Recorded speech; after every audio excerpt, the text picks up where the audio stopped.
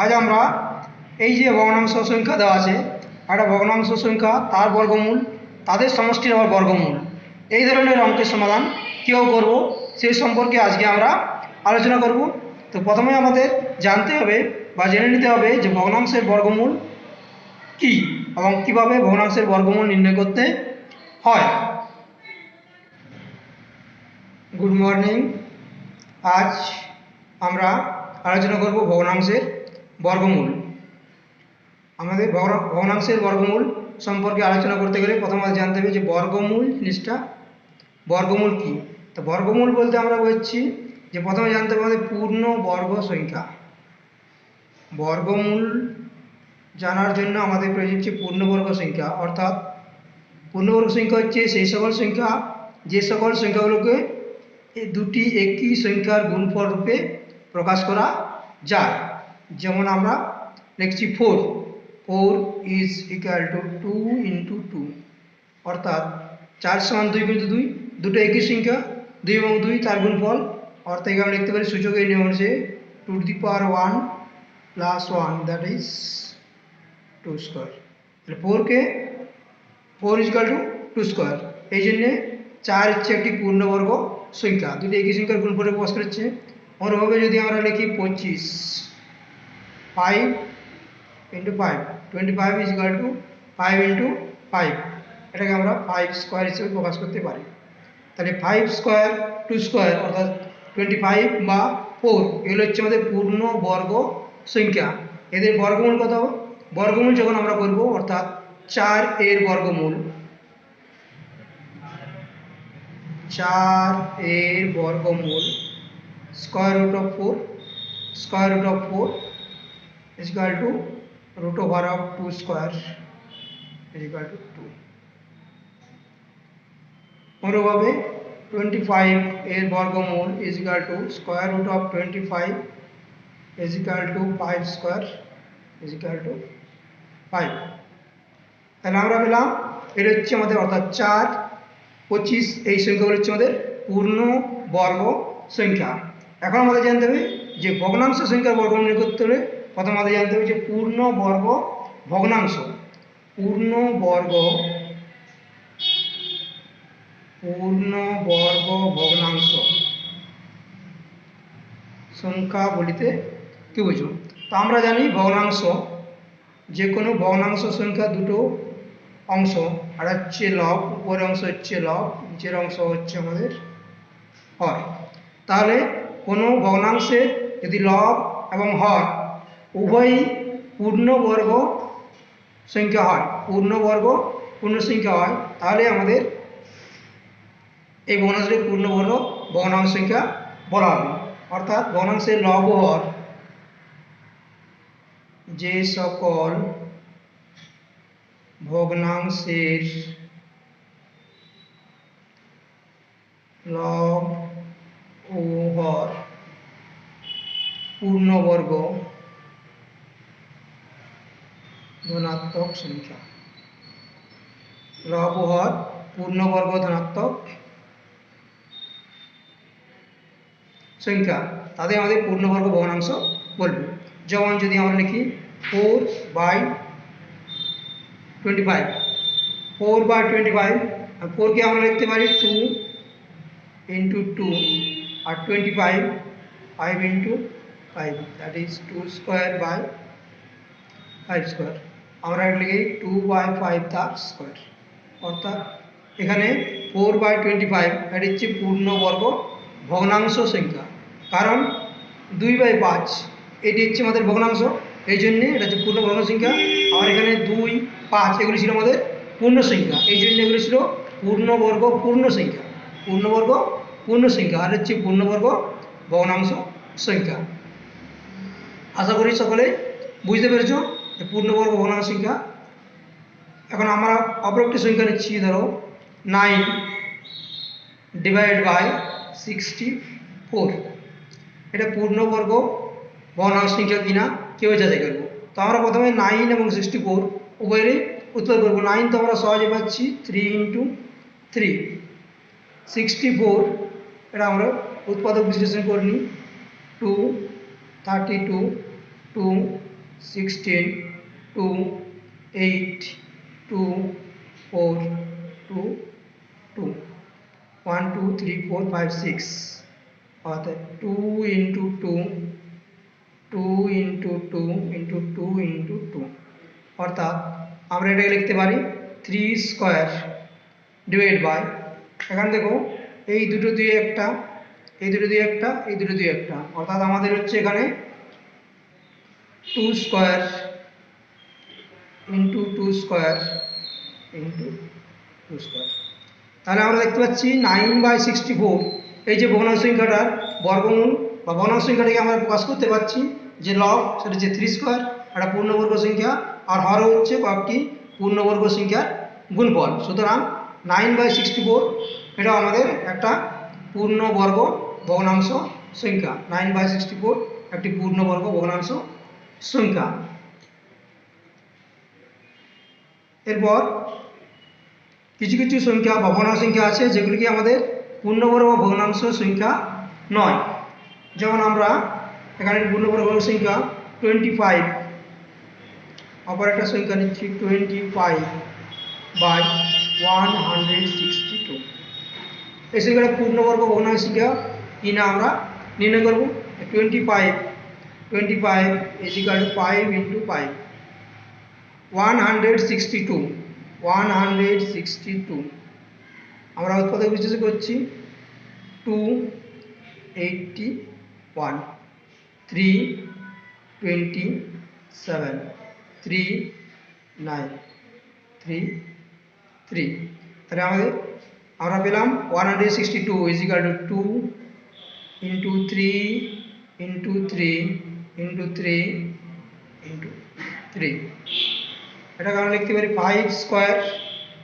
2 into 3 square into 3 square তাহলে এখানে দেখো 25 5 স্কয়ার অর্থাৎ ভগ্নাংশটির লব হচ্ছে একটি পূর্ণবর্গ সংখ্যা কিন্তু হরে 3 স্কয়ার আবার 2 আছে যেটি দুই সংখ্যাটি পূর্ণবর্গ সংখ্যা নয় সুতরাং এই যে ভগ্নাংশটা 25/162 এটি পূর্ণবর্গ ভগ্নাংশ সংখ্যা নয় পূর্ণবর্গ ভগ্নাংশ নয় পূর্ণবর্গ ভগ্নাংশ নয় এই সংখ্যাটি আমাদের পূর্ণবর্গ ভগ্নাংশ সংখ্যা নয় এটা পূর্ণবর্গ ভগ্নাংশ সংখ্যা করা যাবে এই 25/162 একে পূর্ণবর্গ ভগ্নাংশ সংখ্যা কিভাবে করা যাবে আচ্ছা এখন দেখি যদি আমাদের এই দুইটা না থাকে তাহলে আর দুইটা বাদ দিলে পাচ্ছি 5 square by 3 square into 3 square একটা পূর্ণবর্গ ভগ্নাংশ সংখ্যা অর্থাৎ 25/162 into 2 যদি আমরা এটাকে 2 দিয়ে গুণ করি তাহলে আমরা কত পাচ্ছি 25 that is 5 square into 2 by 2 into 3 square into 3 square এখন আমাদের 2 বাদ গেল তার এখানে হচ্ছে 5 square by 3 square plus 3 square লব হওয়ার ওই পূর্ণবর্গ সংখ্যা সুতরাং আমরা বলতে পারি যে 25/162 এই সংখ্যাটিকে যদি ক্ষুদ্রতম সংখ্যা 2 দিয়ে গুণ করি তাহলে একটি পূর্ণবর্গ সংখ্যা হবে অর্থাৎ এই ভগ্নাংশটিকে পূর্ণবর্গ সংখ্যা দিয়ে গুণ করে ক্ষুদ্রতম 2 দিয়ে 2 এর অধিক সংখ্যা দিয়েও গুণ করা যায় 2 into 3 স্কয়ার দিয়ে গুণ করলেও পূর্ণবর্গ সংখ্যা হবে এই জন্য ক্ষুদ্রতম সংখ্যা হচ্ছে আমাদের 2 আবার যদি আমরা এই যে সংখ্যাটা একক আছে যেটা পূর্ণবর্গ নয় সেই সংখ্যাটি ভাগ করি তাহলে কি পাওয়া যাচ্ছে আমরা এখানে হচ্ছে 25/162 ডিভাইডেড বাই 2 তাহলে আমাদের দেখো এখানে পাওয়া যাচ্ছে 25/162 into half 25 হচ্ছে 5 square 162 2 into 3 square into 3 square আবার এখানে একটা 2 আছে এই 2 এবং এই 2 দুজনে মিলে হচ্ছে 2 স্কয়ার অর্থাৎ এটাকে লেখা হচ্ছে 2 square by 3 square into 3 square into 2 square এখন দেখো লব এবং হর যে সংখ্যাগুলো পেলাম প্রত্যেকের চেয়ে পূর্ণবর্গ সংখ্যা, অর্থাৎ 5 স্কোয়ার পূর্ণবর্গ সংখ্যা, 3 স্কোয়ার, 3 স্কোয়ার, 2 স্কোয়ার এদের গুণফল একটি পূর্ণবর্গ সংখ্যা। সুতরাং এই সংখ্যাটিকে এই যে বাড়তি উৎপাদকটা ছিল হরে সেটা দিয়ে যদি আমরা ভাগ করে দিই বা গুণ করে দিই তাহলে কিন্তু আমরা যে সংখ্যাটা পাবো সেটা আমাদের পূর্ণবর্গ ভগ্নাংশ সংখ্যা হবে। অর্থাৎ পূর্ণবর্গ ভগ্নাংশ সংখ্যা নয় এমন সংখ্যাকে গুণ বা ভাগ করে আমরা পূর্ণবর্গ ভগ্নাংশ সংখ্যা প্রকাশ করতে বা পেতে পারি।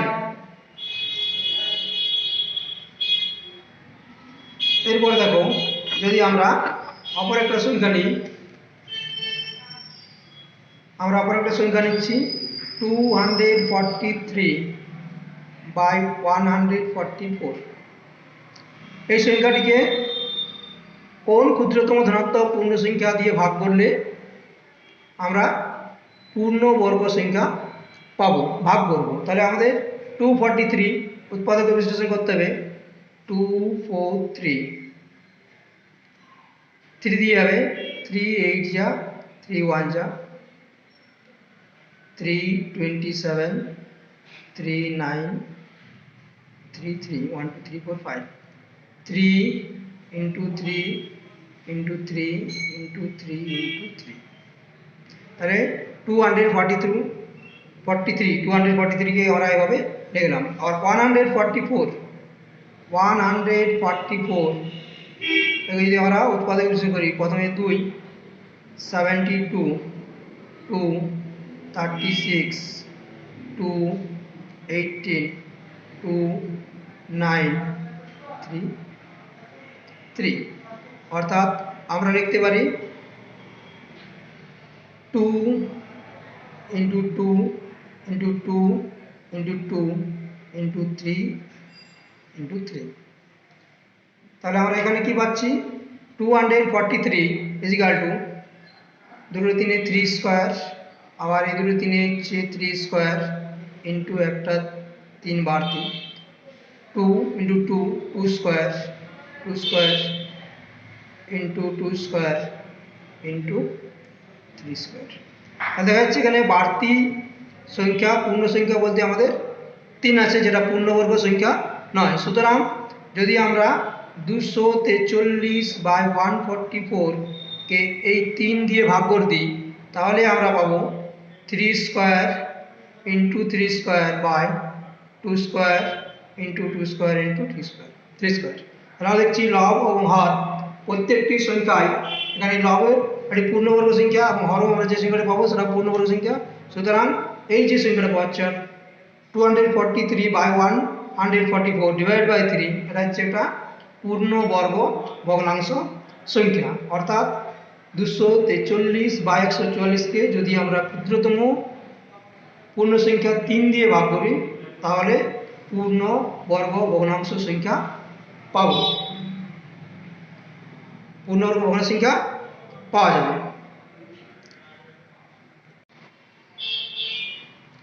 এবার দেখো প্রশ্ন দেওয়া আছে যে দুটি ধনাত্মক সংখ্যার গুণফল এবং ভাগফল আমাদের দেওয়া আছে, এই সংখ্যা দুটি কী কী হবে।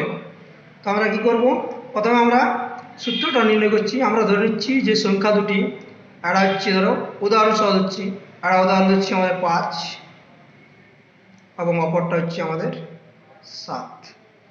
সংখ্যা দুটি আমরা ধরে নিচ্ছি 5 ও 7, তাহলে এদের গুণফল কত হবে, গুণফল 5 × 7 সমান হচ্ছে 35, ভাগফল সমান 5 ডিভাইড বাই 7, এটাকে আমরা লিখছি 5/7। এখন যদি আমরা করি গুণফল ইন্টু ভাগফল, গুণফল গুণিত ভাগফল, গুণফল এবং ভাগফলে আমরা গুণ করে দিচ্ছি। গুণফল হচ্ছে আমাদের 35,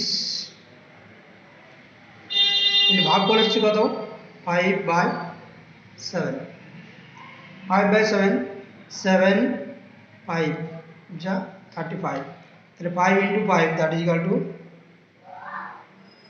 5 স্কোয়ার। তাই আমরা গুণফল হচ্ছে 5 স্কোয়ার। 5 স্কোয়ার আমরা লিখতে পারি, 5 স্কোয়ার আমরা ধরেছিলাম প্রথম সংখ্যা, তাহলে আমরা দেখছি যে প্রথম সংখ্যা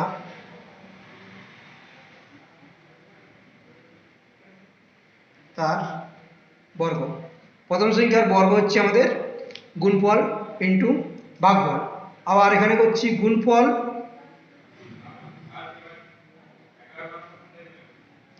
ডিভাইড বাই ভাগফল। গুণফলকে ভাগফল দিয়ে আমরা ভাগ করে দিচ্ছি। গুণফল হচ্ছে আমাদের 35 ডিভাইড বাই ভাগফল হচ্ছে 5/7। তো আমরা কি লিখব 35 ইন্টু 7/5 7 5 7 যা that is equal two 7 square. মানে আমরা এখানে কি লিখতে পারি যে দ্বিতীয় সংখ্যা তার বর্গ। তাহলে আমরা এটাকে যদি ঘুরিয়ে লিখি তাহলে প্রথম সংখ্যার বর্গ হচ্ছে আমাদের গুণফল ইন্টু ভাগফল। সুতরাং আমরা এখানে লিখতেই পারি যে প্রথম সংখ্যা সমান, অতএব প্রথম সংখ্যা সমান স্কয়ার রুট অফ সংখ্যা দুটি কি হবে গুণফল ইন্টু ভাগফল। সংখ্যা দুটি গুণফল ইন্টু ভাগফল। এবং দ্বিতীয়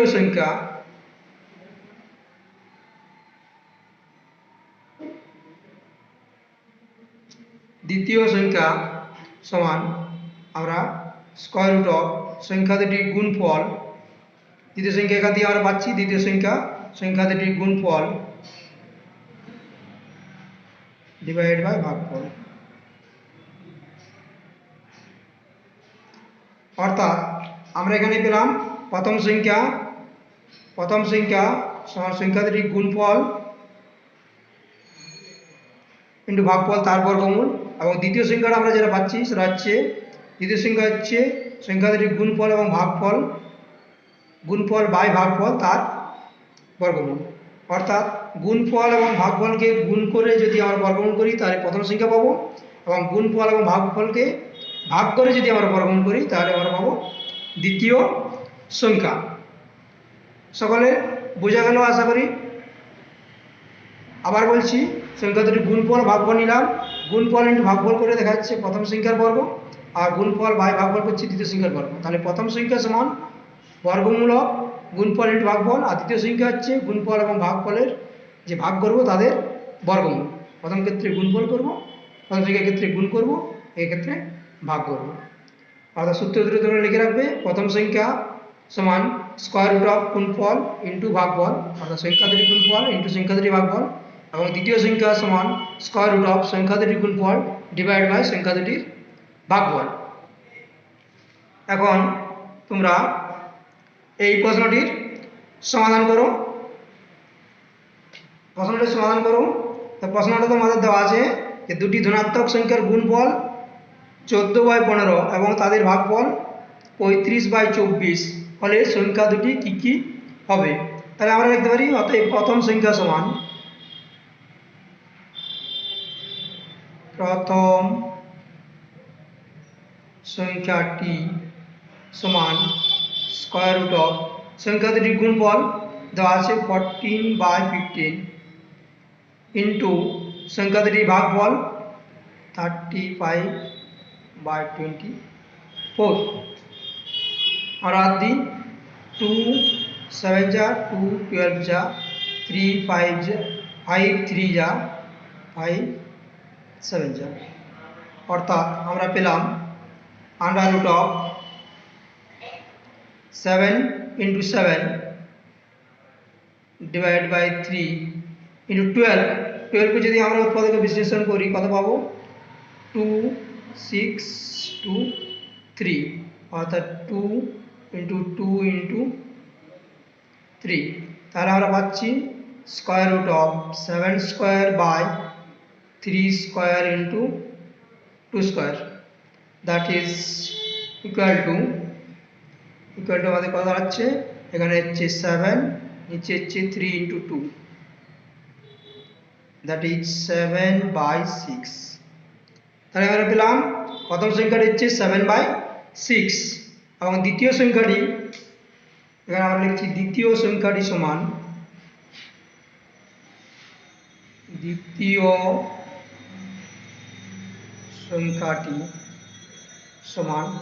আর কি বলেছিলাম দ্বিতীয় সংখ্যাটি গুণফল বাই ভাগফল। তার সংখ্যা দুটি গুণফল দেওয়া আছে 14/15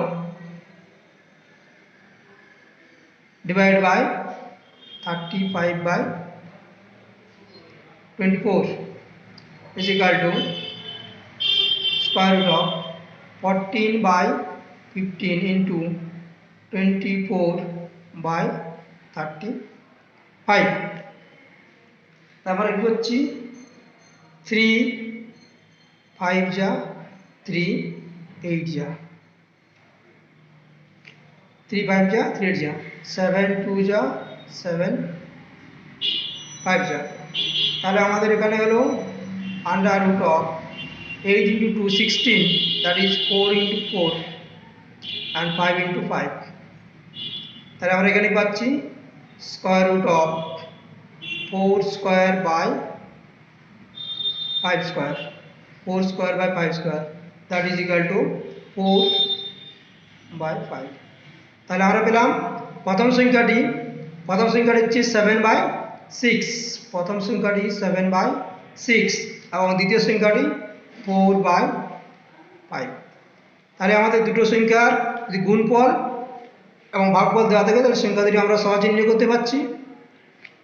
প্রথম সংখ্যাটি সমান হচ্ছে সংখ্যা দুটি রুট ওভার অফ সংখ্যা দুটি গুণফল ইন্টু ভাগফল এবং দ্বিতীয় সংখ্যাটি সমান রুট ওভার অফ সংখ্যা দুটি গুণফল ডিভাইড বাই সংখ্যা দুটির ভাগফল। আশা করি প্রত্যেকে তোমাদের বুঝছো, কোনো অসুবিধা নেই।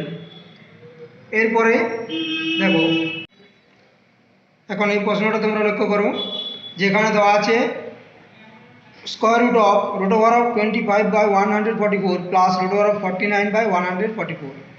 তো আমরা প্রথমে বর্গমূল করে নিচ্ছি কার 25 25 আমরা লিখতে পারি 5 into 5 আবার 144 আমরা যদি উৎপাদকে বিশ্লেষণ করি তাহলে আমরা কি পাবো 272 236 218 2933 অর্থাৎ 2 স্কোয়ার 3 স্কোয়ার। তাই আমরা এখানে লিখতে পারি 2 square into 2 square into 3 square. তাহলে আমরা 25কে 5 স্কোয়ার হিসেবে প্রকাশ করলাম plus square root of 49 7 into 7 that is 7 square by আর হচ্ছে 2 square into 2 square into 3 square সমান square root of 5 square 5 by 2 into 2 into 3 আগে দিলাম বর্গমূল করলে আমাদের একটা করে বেরিয়ে যাবে plus 7 divide by 2 into 2 into 3 দুটো সংখ্যার মধ্যে একটা সংখ্যা বাইরে আসবে। তাহলে এখানে আমাদের কি হলো square root of 5 divide by 2 2 যা 4 3 যা 12 plus 7 divide by 12 under root of 12 হর হচ্ছে 5 লগ হচ্ছে 5 plus 7 that is square root of 12/12 12/12 কেটে গেলে হচ্ছে root over of 1 that is equal to 1। অর্থাৎ এই যে প্রশ্নটা এই সরলতম মান আমরা পেলাম কত সরলতম মান পাওয়া গেল আমাদের 1। তাহলে উৎপাদকের সাহায্যে আমরা 144 বর্গমূল করলাম এবং ওখান থেকে মান বসিয়ে মানটা পাওয়া গেল আমাদের 1। তাহলে square root of 25/144 plus root over of 49/144 পুরোটার বর্গমূল করলে যে মানটা হবে তার মান হচ্ছে আমাদের 1। আচ্ছা, এরপরে এই প্রশ্নটা তোমরা দেখো এখানে দেওয়া আছে square root of 1/16 square root of 1/25 square root of 1/36 square root of 1/49 কে মানের অধক্রমে সাজাও। একে মানের অধক্রমে আমাদের সাজাতে বলেছে। প্রথমে আমরা দেখছি স্কোয়ার রুট অফ 1/16। তারপর আছে square root of 1/25, square root of 1/36 and square root of 1/49। তাহলে আমরা দেখছি প্রত্যেকটার বর্গমূল করব। যেহেতু উপর নিচে স্কোয়ার রুট আছে, আমরা উপরের আলাদা বর্গমূল, নিচের আলাদা করছি। Square root of 1, that is 1/√16।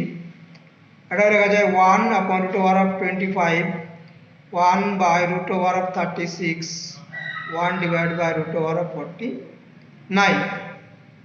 এবার দেখো √16, √16 means 2 into 2 into 2 into 2, 1/√2 square into 2 square is equal to 1/2 into 2, 4, 1/4, 1/25 √5 into 5, 1/5 square into 5 square √5 square, that is equal to 1/5। 36, 1/√36, 6 into 6 আমরা সহজে লিখতে পারি। 1/√6 তার square, that is equal to 1/6, and 1/49 is equal to 7 into 7, that is 1 divided by square root of 7 square, that is equal to 1/7। এখন আমাদের প্রশ্ন ছিল মানের অধক্রমে সাজাও, অধক্রম অর্থাৎ ছোট থেকে বড় থেকে ছোট, ক্রমে ক্রমে অর্ধ, বড় থেকে ছোট। অধক্রমে মিন্স বড় থেকে ছোট, বড় থেকে ছোট হিসাবে আমাদের সাজাতে হবে। এখন আমাদের এখানে সংখ্যাগুলো বড় থেকে ছোট হচ্ছি, আমরা দেখে নিচ্ছি যে সংখ্যা আছে ছোট থেকে বড় হিসেবে সাজাই। যদি আমরা এখানে 4, 5, 6, 7, 4 এর থেকে 5, 5 এর থেকে 6, 6 এর থেকে 7 বড়। এখন যদি আমরা উল্টে দিই অর্থাৎ ব্যস্ত নিই, তাহলে আমাদের বড়টা ছোট হয়ে যাবে। অর্থাৎ 1/4 greater than 1/5 greater than 1/6 greater than 1/7। 1/4 means square root of 1/16, 1/25 greater than square root of 1/36 greater than square root of 1/49। তাহলে আমরা দেখতে পাচ্ছি যে আমাদের বড় থেকে ছোট হিসেবে সাজাতে পাচ্ছি। প্রথম সংখ্যা বড় হচ্ছে 1/√1/16, তারপর হচ্ছে তার থেকে একটু ছোট স্কোয়ার রুট অফ 1/25, তার থেকে একটু ছোট 1/1/36, তার থেকে সব ছোট হচ্ছে স্কোয়ার রুট অফ 1/49। অর্থাৎ সংখ্যাগুলিকে মানের অধক্রমে সাজালে আমরা এইভাবে পাবো। তোমরা বাড়িতে প্র্যাকটিস করবে এবং এই যে প্রশ্নগুলো দেওয়া হলো সেগুলো বাড়িতে করবে। Thank you for watching.